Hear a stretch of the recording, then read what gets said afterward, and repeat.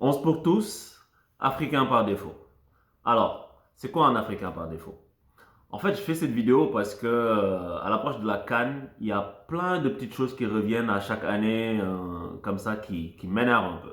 C'est le fait que plusieurs joueurs qui ont la double nationalité, que ce soit sénégalo-française ou bien d'autres nationalités, ben, ils sont pas décidés, on les appelle, ils veulent pas forcément venir, etc., etc. Et mon point de vue là-dessus, en fait, c'est il faut pas leur courir derrière.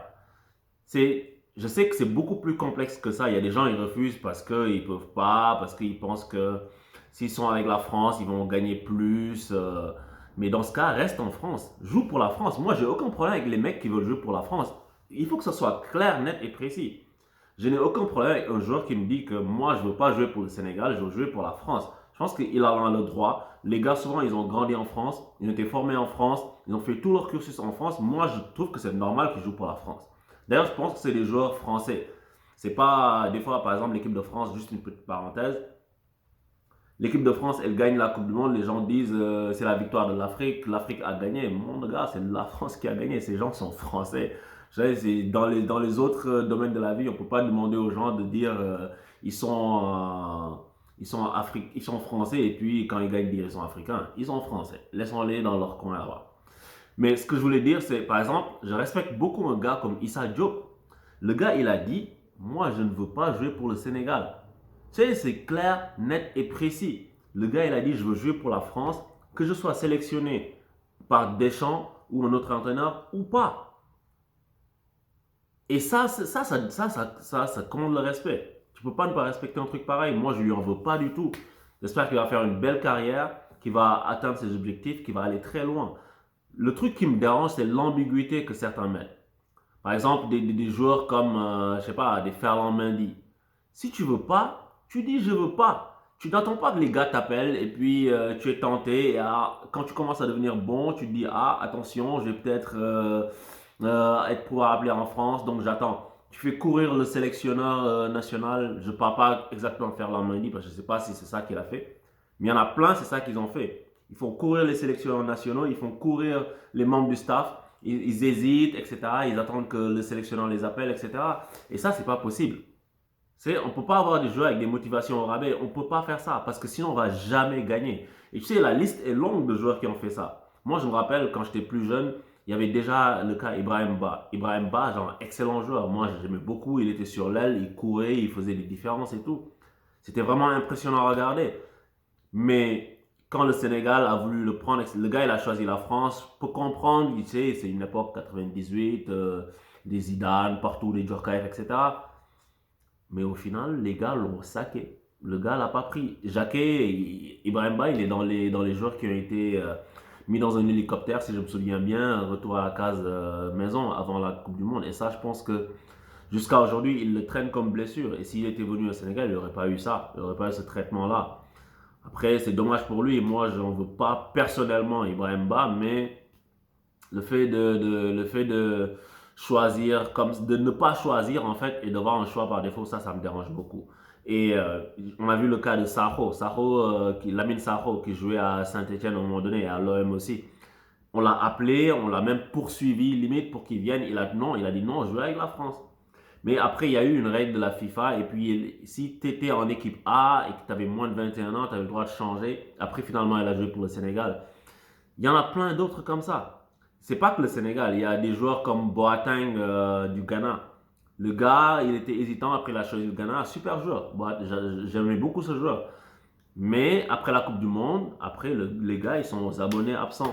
Quand il faut aller se déplacer au Burundi sur des champs de patates, là-bas, il n'y a plus personne. Et si tu joues dans ton équipe nationale, c'est ça qu'il faut.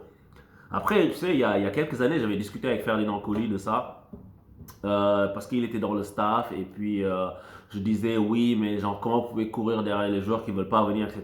Et lui en fait j'ai bien aimé sa perspective parce qu'il m'a dit ben c'est plus compliqué que ça des fois parce qu'il faut comprendre aussi le joueur, il a pas envie de se blesser parce que les primes qui sont payées par la fédération par exemple du Sénégal sont vraiment moindres, etc., etc.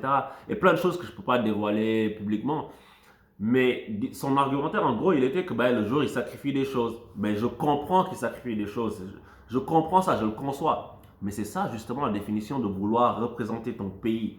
Si tu le sens, tu y vas à fond. Parce que tu joues pour la France aussi, tu sais, il t'arrive le moindre truc.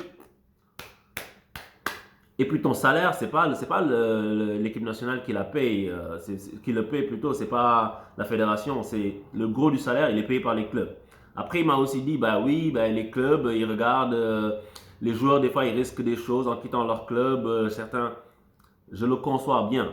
Mais moi, si je remarque les choses, ok, depuis que je regarde le football, je connais pas un seul grand joueur africain, j'en connais pas un seul qui est allé jouer pour son pays et qui est revenu dans son club et qui n'a pas pu s'imposer par la suite.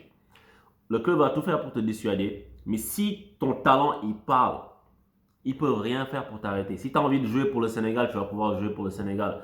Je regarde Drogba, regarde Eto'o, regardez El Hadji Diouf, regardez des Fadiga. Bon, El Hadji Diouf, ok, il est plus sénégalais que... Enfin, il est plus sénégalais, je veux dire, il a vécu longtemps au Sénégal avant de s'expatrier. Mais si tu regardes des joueurs qui ont grandi en France, etc., il y a plein d'exemples. Les gars, ils partent, s'ils sont bons et qui jouent pour leur pays, quand ils reviennent de la CAN ou quand ils reviennent de matchs amicaux, etc., même s'ils sont blessés, t'inquiète pas qu'ils vont s'imposer. Et je pense que cet état d'esprit-là, il est important. Et pourquoi je dis ça? Pourquoi moi, ça m'exaspère? C'est que, en tant que supporter, moi, j'ai l'impression qu'on me prend pour une roue de secours. Qu'on prend moi et mon pays pour une roue de secours. Je vais venir si j'ai pas autre chose ailleurs. Non, mon gars. Tu dis si tu viens ou pas. Toi, dans ton cœur, tu sais ce que tu veux. Tu sais ce que tu veux. Tu sais pour qui tu veux jouer. Tu décides pour qui tu veux jouer. Tu ne vas pas attendre à la dernière minute. Ou bien, je comprends que si tu es jeune, ben, tu grandis en même temps, ben, tu hésites, etc.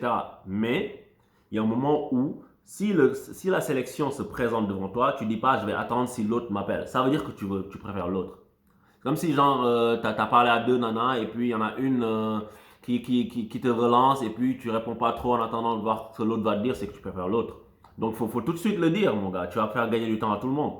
Donc, je voulais faire cette vidéo rapide pour évoquer ce sujet-là. J'espère que pour cette année, on n'en aura pas trop. Franchement, tous les joueurs qui n'ont pas choisi le Sénégal ou le Maroc ou autre chose, qui ont choisi d'autres pays, la Hollande, la France, etc., bonne chance à vous dans la suite de votre carrière. Moi, je suis pas là, je suis pas un aigri, je suis pas là pour dire j'espère que le gars se blesse, j'espère que le gars pourra plus jamais jouer au football de sa vie, mais arrêtez de nous prendre pour des dindons quand même. Tu décides ce que tu veux faire, tu n'entretiens pas l'ambiguïté. Tu dis je veux jouer pour le Sénégal, ou bien tu dis je veux jouer pour la France. Et encore une fois, c'est correct, si tu veux jouer pour la France, vas-y mon gars, bonne chance. Si tu veux jouer pour la Russie, vas-y. Mais ne nous prends pas en otage pour faire grimper l'intérêt de l'autre. Ah, mais attends, il va s'échapper, donc je vais le prendre. Arrêtez de nous faire ça.